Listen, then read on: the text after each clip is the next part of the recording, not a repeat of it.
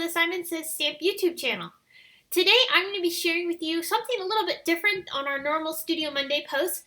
I'm going to be sharing 10 quick tips for organizing your craft space.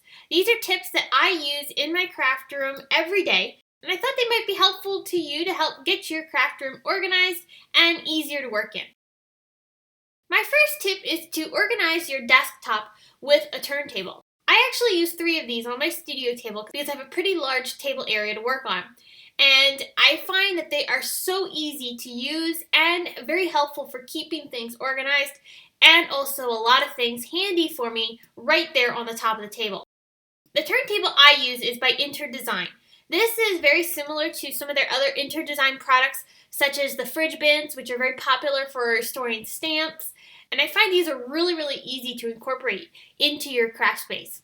I use them to store my Copic markers. So here you can see I've got all my Copic markers in all the different colors. I have them sorted by color type. So I've got reds and pinks, yellows and oranges, greens, blues, and then purples. And I find this to be a really easy way for me to store my Copic markers because I can rotate this turntable until I get to the color group that I want, and then I can find the marker color that I'm looking for. Now you'll notice I don't have my grays or browns in these turntables. I actually store those in a second turntable because I have almost every Copic marker and I want to be able to store them by color family. So in this particular case, since I have all of these sorted by pinks, yellows, blues, and so on and so forth, I needed to have a space to be able to put my browns and grays. So bring in turntable number 2. Turntable number 2 features not only my browns and gray Copic markers, but it also features a few other different types of products. So I'll go ahead and show you those in a second. For the gray Copics, I keep all the grays together.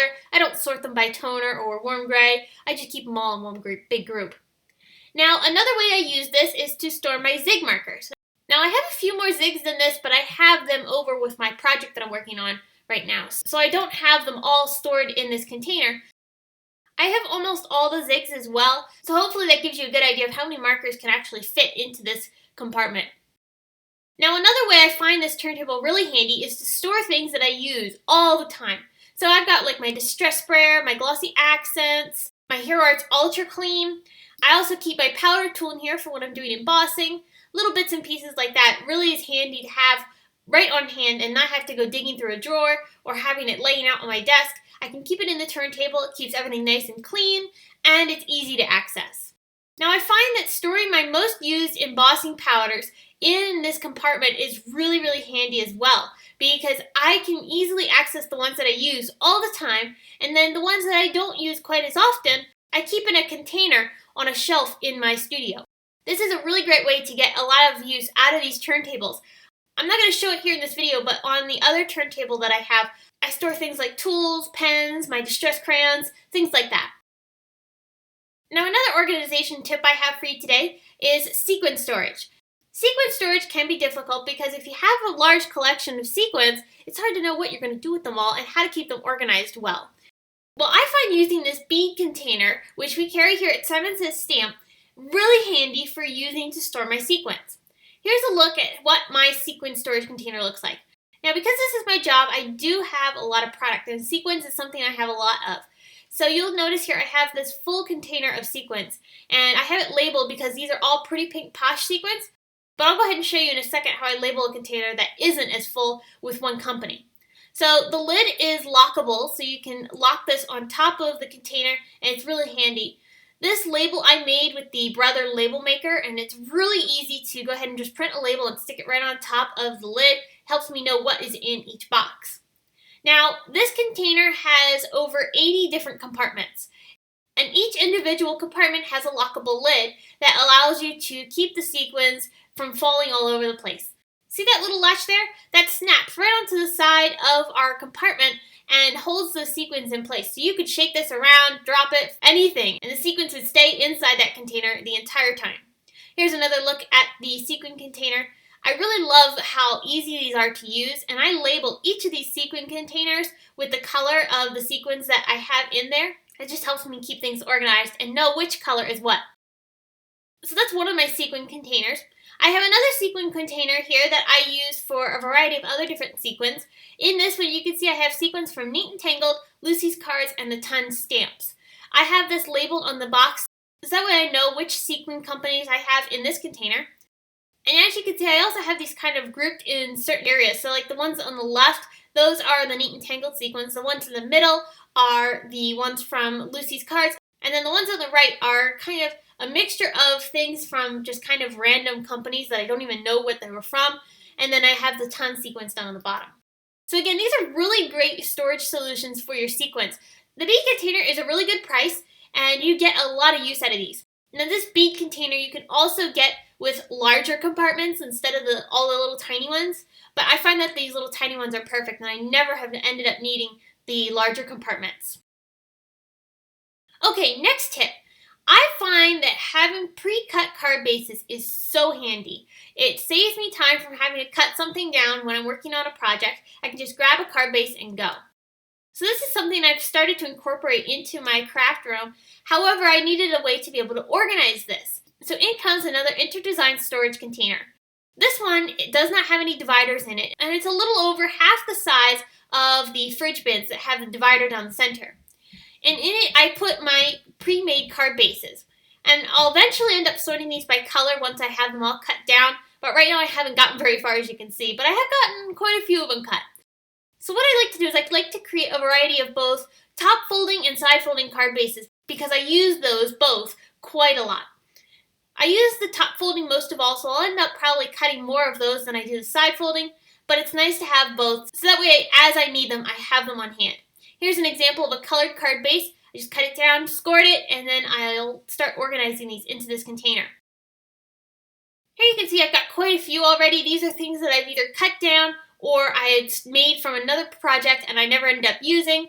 And then I also have some pieces of 8.5 by 11 cardstock that I've already cut down, and I'll just need to score these and put these into my container here. But this is a really great way to store your card bases, and I just stick this on my shelf in my studio, and it's easy to just grab a card base and move on to making my card. I don't have to spend the time looking for the cardstock, cutting it down, scoring it, and then attaching it onto my card. I can just grab and go. Now that same bin that I used for the card bases, I use for watercolor paper. Because I also find that cutting down watercolor paper to more manageable sizes is really handy because I buy the big packs, the ones that are like 11 by 14. So they're of course really big, and I need a way to be able to store them nice. However, I find that being able to cut them down and then sorting them by types of watercolor paper is super handy for me in that I can just grab and go like I do for the card bases, and I don't have to worry about cutting paper down and then worrying about where I'm going to store the other scrap. I usually would try to store it inside the paper pad itself, but they always end up falling out anyway. So it was always kind of annoying. So I find that this solution has been wonderful, and I really love it. And then I also have room on the end to be able to store scraps. I've got some random pieces of watercolor paper and then some scraps of the watercolor paper that I normally use. And then I also have some other watercolor products here on the side. These are some little art deck books from Cosmo Cricut. So this is another really great storage solution for storing watercolor paper and also card bases like I showed in the previous clip.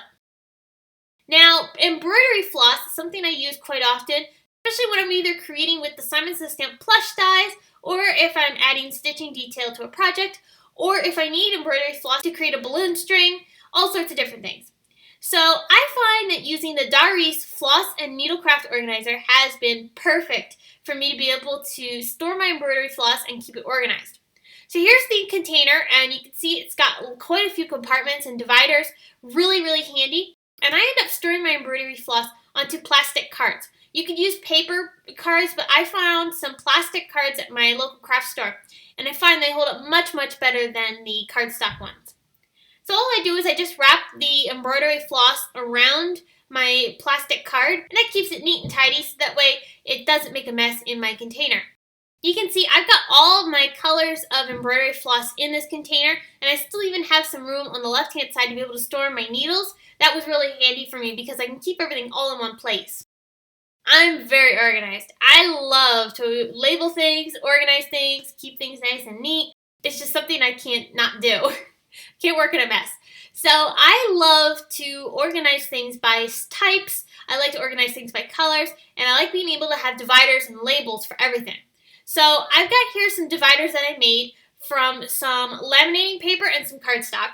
I cut down cardstock to 8.5 by 5, and then I put 2 of them into a laminating pocket, and then ran that through my laminator, and then all I had to do was trim them down, and I had these great little dividers that I can stick inside my InterDesign storage bin in between the different types of products that I want to be able to label.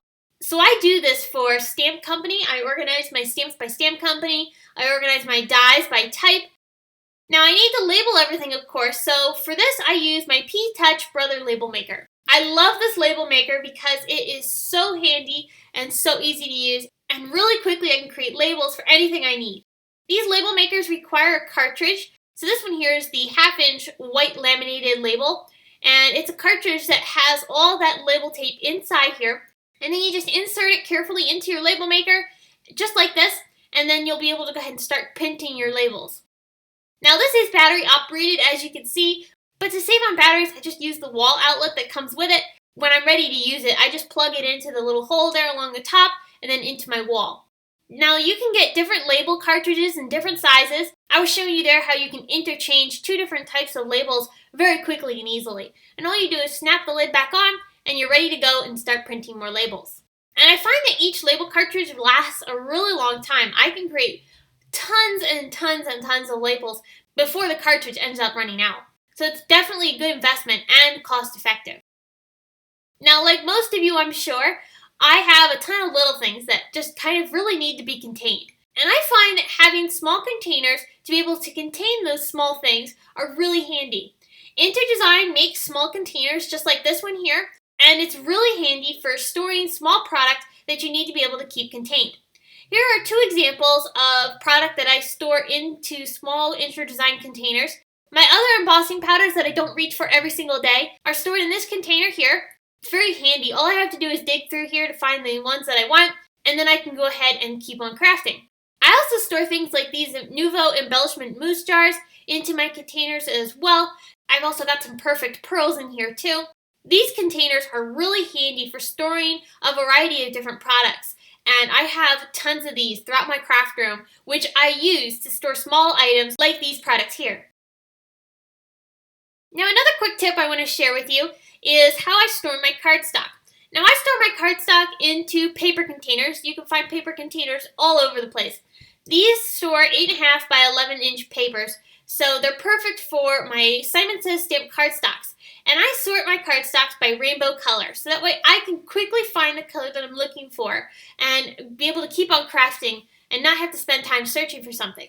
Believe it or not, sorting it by color is really handy because it saves time from having to actually find the cardstock you're looking for. You can just go to the color group that you know you need. So say, for instance, I want yellow. I'll just go to that middle container there, and I know that that's where the yellow is going to be. And I just go ahead and look for the exact shade of yellow that I want, and off I go to continue crafting. This, I've found, has saved me loads of time in not having to search quite as long for something that I need on my project. Now, if you're looking to store small embellishments, I found that the Craftmate lockable storage containers are super handy for storing small things. These are also perfect for storing sequins, so if you don't want to have something quite like the storage solution for sequins that I showed earlier, these are also just as handy. Now in these containers, I actually store small embellishments and random bits and pieces. So here I've got little rhinestones in this bottom container. Now these containers have a little lockable button here that you hold in as you pull up on the compartment that you want to open.